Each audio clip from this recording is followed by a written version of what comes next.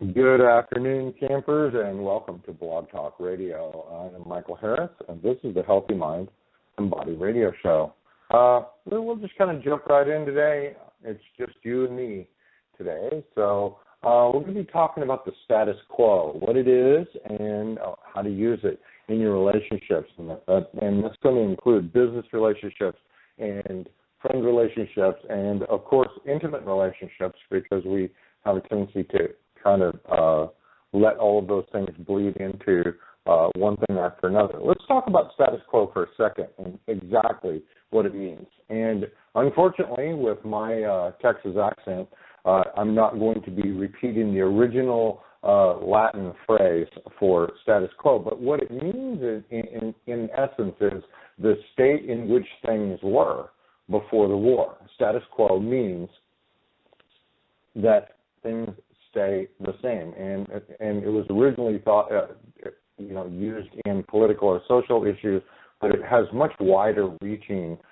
implications than just political or social. And I think it's a very important distinction that they use the term before the war, because I can tell you, if the status quo doesn't remain the same inside of a business relationship, a friend relationship, or an intimate relationship, there is a war. It's a battle, because you got people who are trying to keep everything the same. And one of the things that I'm a huge proponent of is that relationships change.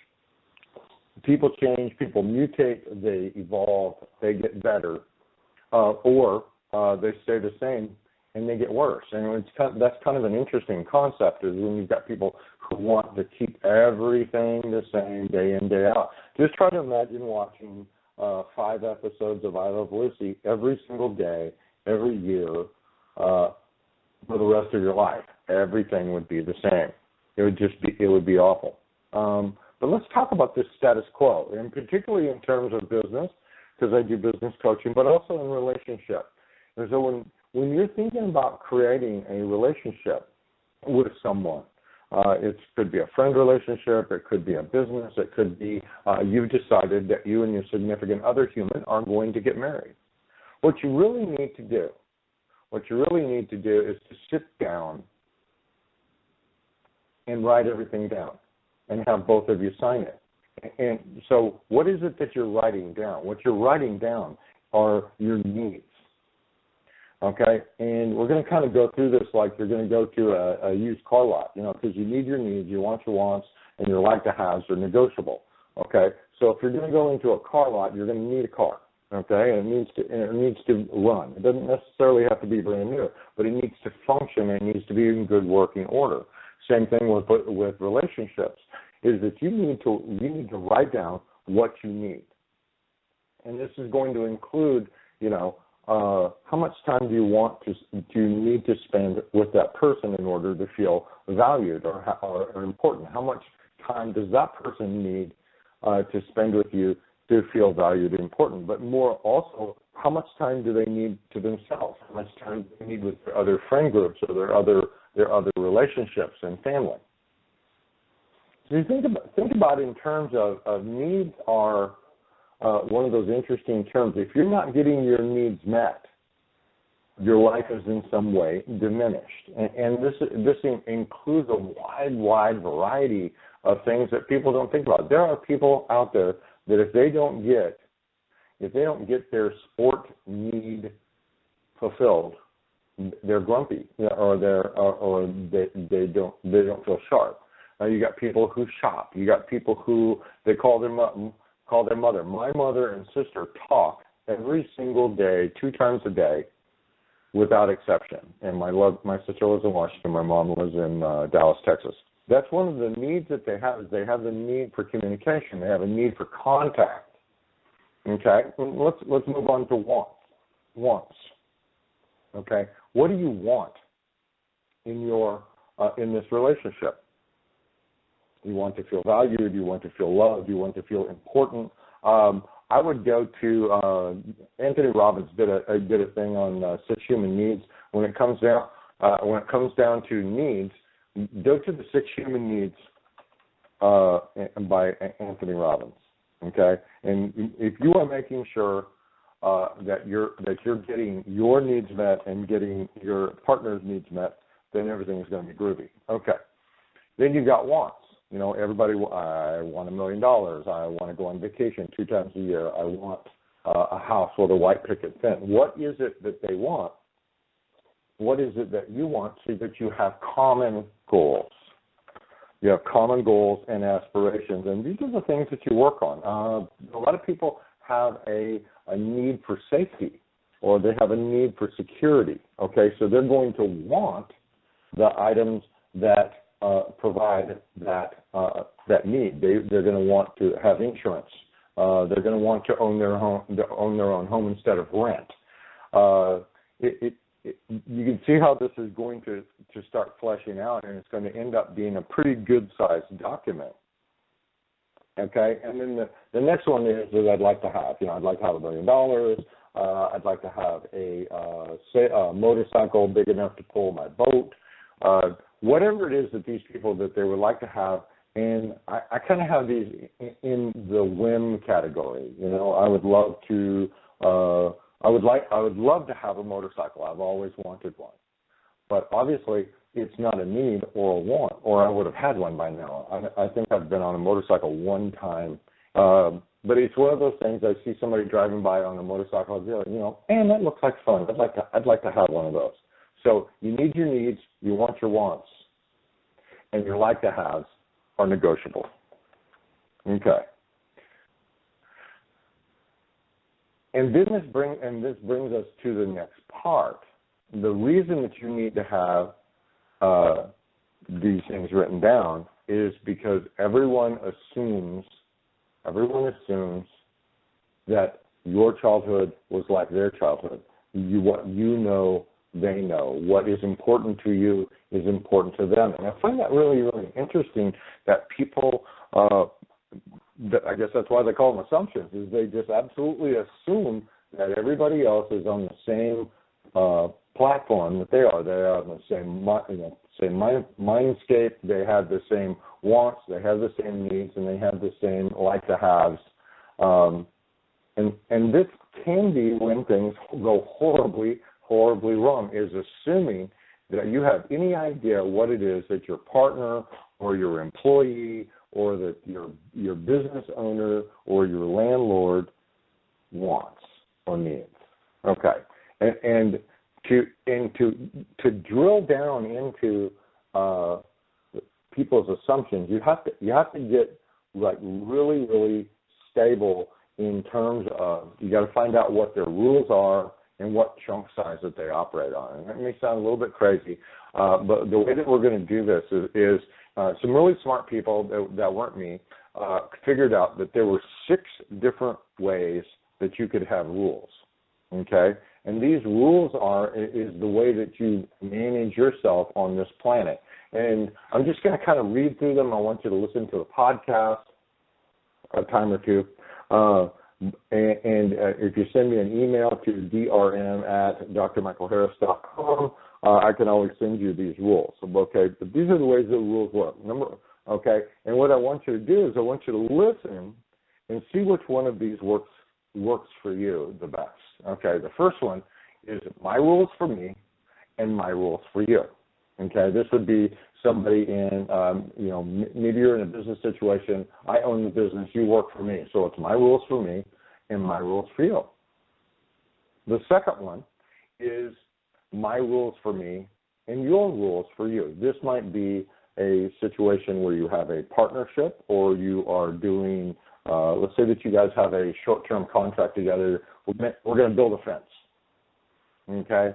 And we're going to build that fence, and your job is going to be to put all the rails up, and my job is to put all the post holes into the ground. Okay, so pretty much I'm going to need to do what I need to do, and you're going to need what you need to do, and we may have interaction, but my job doesn't really require you to be there. And once I'm finished with that, your job doesn't require me to be there unless I haven't completed my job. So my rules for me and your rules for you.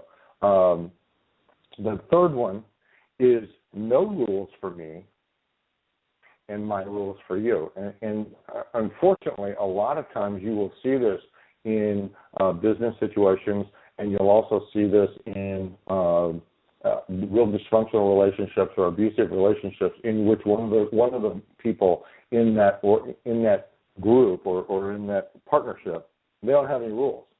The rules don't apply to them, but their rules apply to you. Okay. Number 4 is the reverse of that. Your rules for me and your rules for you. So that's like on the receiving end, and this would work on, this also works for, this would be like the employee status where the owner of the business or the manager of the company or is telling you, these are what my rules are, and you're expected to follow them. Okay. And it also has that same dysfunctional one of your rules for me and no rules for you. So you're basically following what the rules are, and your manager or your superior or your whatever is just running around roughshod and doing whatever the hell they want. Okay. And the last one is which I kind of this is kind of what our little corporate raiders are doing. This is people who these people could be psychopathic, they could be sociopathic. They have no rules for me and no rules for you. This particular rule structure is probably the dream scenario for little kids, but where they have no rules. You don't have any rules, I don't have any rules. We eat whatever we want. We go to bed whenever we want. And what you'll discover is, you get chaos. All right. So in a perfect world, we've got the number 7. Number 7 is our rules for me and our rules for you. And you're going to see people who do that. You're going to see people that they have their rules, okay, and they work together in a partnership. Everybody's in agreement, and everything seems to function fairly well. However, there are still situations in which that it doesn't work because we have this other little nifty thing that I promised to talk about called chunk size. Now, chunk size refers to the size of the information that the person is referring to, and there's some real interesting things that happen with chunk size. You have people who their world or their language in their world is fairly global, okay? And by global, I mean they use words like ever and always and never.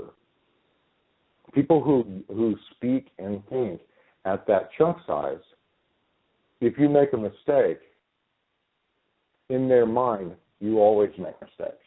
If you do, and the reverse is also true. If you do something right, it may be no big deal because you always make the right decision. And that's not necessarily a bad thing, but it is something that you want to pay attention to, is what chunk size does your partner or your intimate partner operate at? Do they have a tendency to blow things out of proportion? Do they have a tendency to minimize? Okay, because chunk size also refers to the direction that they think. If you've got a person who uses a global chunk size and they chunk up, okay, and I'll use an extreme example. You've got Bob, and when Bob was in the 2nd grade, there was a kid who had red hair and freckles and wore glasses, and that kid was mean green. Okay, and if you got somebody with a global chunk size and they chunk upward, they're going to either dislike or stay away from or fear people with red hair that have freckles or glasses. They may even go to a larger chunk size and they may fear men, or they may go to a global chunk size and they may fear women, or they don't like corporations, or they don't like, every business, anybody that makes a lot of money is evil. Okay, so you want to pay attention to what chunk size that the person is operating from, and what direction do they chunk? Do they go up? Do they go down? You've also got people that are the absolute reverse. People who they commit no wrong because they can always chunk it down to the smallest infinitesimal point of, it was this one time. And sure, I broke a rule. I'm not supposed to rob liquor stores, but, it was just this one time because, I needed to make a car payment. Oh, okay, no problem. All right, so when you've got somebody who's chunking down, that's also, you really want to pay attention to how well does that fit with the way that you process information. Are you one of those people that chunk down? Are you one of those people that chunk up? Do you have flexibility in the way that you do that, or do you stay, at that chunk size? Do you stay in context when there's conflict? So these are some of the things that you might want to pay attention to. Now, let's get back kind of quickly to the status quo. Okay, status quo means that you and I have an agreement. And this agreement says X, Y, Z, that you're going to do this and I'm going to do that, and we have agreed upon it. That's why we wrote it down. Okay. Now, when things go wrong is when circumstances change or people's choices change, and they make a different decision that is previously agreed upon. Okay. For example, we live. Let's say that you live next door to somebody, and they know that socially they're not supposed to eat your cat, or whatever it may be. Okay. So you guys are friends, and then one day they eat your cat, they barbecue it. Okay. And so now the status quo has changed. Okay. In a social situation, there are certain societal rules that are frequently are unspoken, and you break a societal rule. The status quo has changed. You're in an intimate relationship, and your partner decides to begin another relationship, and they didn't get around to telling you. Okay, the status quo has changed. Okay, so when that happens, what do you do? Okay.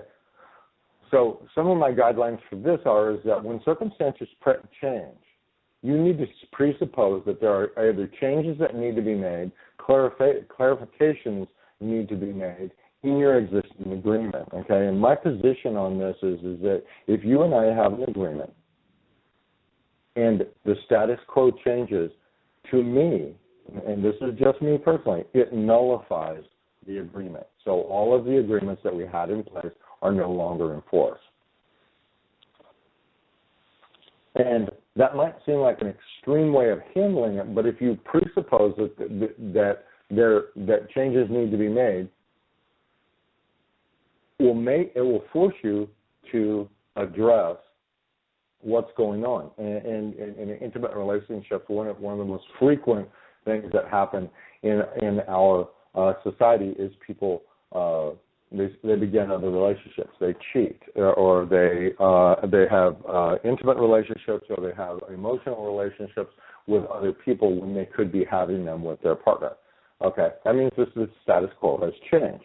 Okay, so once that status quo has changed, what seems real interesting is that you still have people that are attempting to enforce all the other tenets of the agreement. So one of the things that you need to do is you need to decide what changes or clarifications need to be made.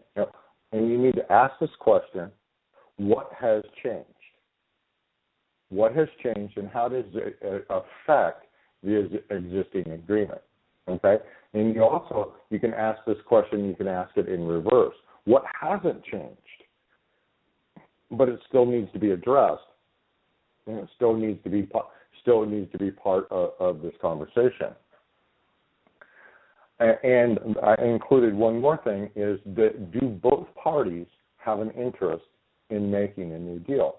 People come together in businesses, they come together in friendships, and they come together as an intimate relationship, and they evolve. Sometimes you see people that have gotten divorced, and they're still friends with their former partner. They still hang out. Maybe they have kids. They may attend social things. I've even met people that they were married and they still go on vacation together because they want to hang out with the kids. Okay? Do both parties have an interest in making a new deal, or does a new deal need to be created that allows the people the type of flexibility that happens? And I'll set up a ridiculous scenario for you, and it happens often, very often, particularly in a in a business deal, and it also happens frequently in an intimate relationship, and I'll go through both of them. You got two people that are working together, and they decide that they're going to form a business. Both of them are very skilled at what they do, and they start this new business, and they start making money. Okay? Then they have started this business with the desire to make money, but have they talked about what are they going to do with the money? How do they divide it? Who manages it? Who pays the bills? Who does the marketing? Who does the collections? Who pays the taxes? What happens if one of the partners, and we'll just do something simple. You got a landscaping company, and these two guys that were in high school together, and they have a landscaping business, and they're doing well. And one of these guys in this landscaping business, his wife gets ill. She has cancer. Okay, and he decides that he needs to start spending a lot more time at home. Okay, what happens now? Does this person opt out of the business? Does he continue to get paid? What about all of the existing work that was being done? Prior to this moment, both of them were equally dividing the business. They were equally dividing the amount of work and equally dividing the proceeds. Okay. Do they hire a new person? Does the remaining partner buy the other person out? These are some of the things that the status quo can change. Okay, and I'll give you a scenario. Okay, you've got a couple, and they meet and they decide that they're going to get married, and one of them doesn't really want to get married, but the other one does. Okay, and the one partner will say, well, let's get married. And the other person may say to that person, no, I don't want to do that, and dissolve the relationship. And they go, okay, I don't care, because marriage isn't important to them. It's just a word. Okay? That's one of those things where you want to talk about these things before you get into some type of a partnership. Well, things go along, and frequently married people, they have children. Now the status quo has changed again. Okay, both of them were working, and now they have children. And the other one says, "I want to stay home with the kids." Now the status quo has changed again. So there are lots and lots of opportunities for agreements to go south, and completely unintentional. It's called life. People grow and they get married and they have babies and they get ill and they die, and all of these things change our existing status, the status quo. So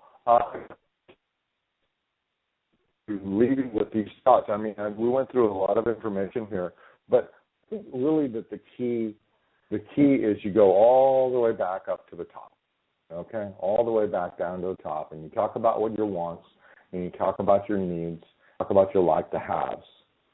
And if you can get through the assumptions and develop a methodology in which that you guys communicate on a regular basis, it is my opinion that people can be together forever. Of course, I had a really good model. My parents were married for 56 years.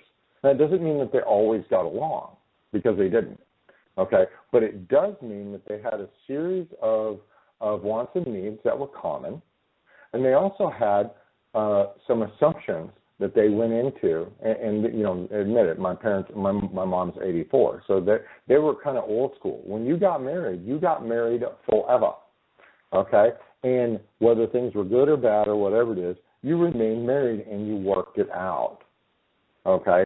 And that is one of the things that when you're talking about assumptions is what type of tenacity and what type of stick-to-itiveness do you have? What type of goals and stick-to-itiveness do you need in your partner? Because you need somebody who is going to be willing to get down there in the mud with you and roll around until you guys hammer out a deal, okay, that's going to work, and it's going to work well. You need to pay attention to your rules and get used to the fact that the status quo is going to change, and it's going to change a lot, and it's generally going to change in a way that you didn't expect.